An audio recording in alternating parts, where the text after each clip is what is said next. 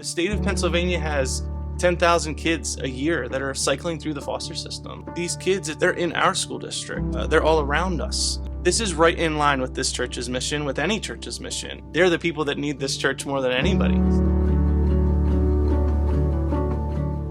We really felt a strong need to connect with other foster parents. There's so much that is unique to foster care. Having other people that are in the trenches with you and that either have done it or they're doing it or they want to do it, there's just something that's invaluable to having those connections and having that support of someone that knows exactly what you're going through. Right now, we just want to connect the foster care and adoptive community and see what the needs are. Our vision and our goal and our dream is that it will become a church-wide thing. But we do think that everyone can surround and support foster parents because you are like just trying not to drown sometimes.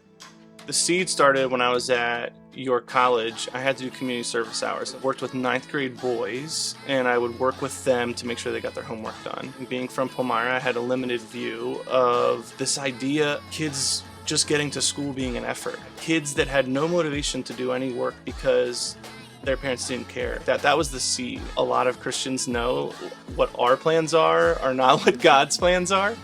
So we went through the journey of, infertility and what that looks like. As we went through that, I think God was shaping our hearts that our family was going to look different. So I really do, in retrospect, looking back at it now, think God was preparing us to have a sympathy for lost. Well, it also gave us a different perspective and a different value of what a gift each child is. We take that to heart. This idea that we forge our own path and that we have control.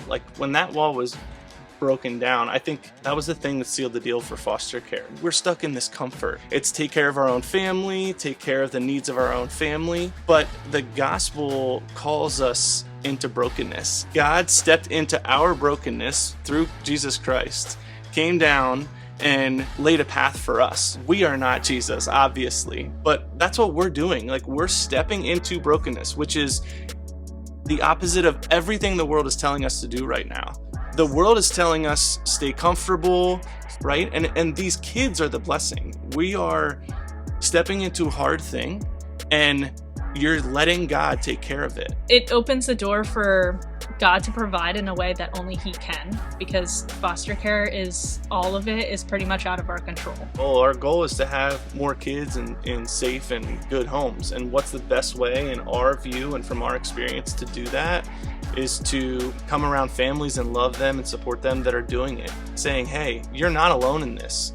So for this group, we want to connect foster and adoptive parents, anyone that has fostered or adopted, anyone that's considered foster care, that wants to know more about foster care or adoption, or if you have no clue what we're even talking about. We know that there are people in our community that have no clue what foster care is. You don't have to talk. You can just sit back and just listen to our struggles, what we feel, how we support each other, and just to get a sense of what you can do to help us. It is a community, and it's a veil that once it's pulled back, you can't sit back and do nothing. But once you're in it, and once you see it, it is so much more difficult to let that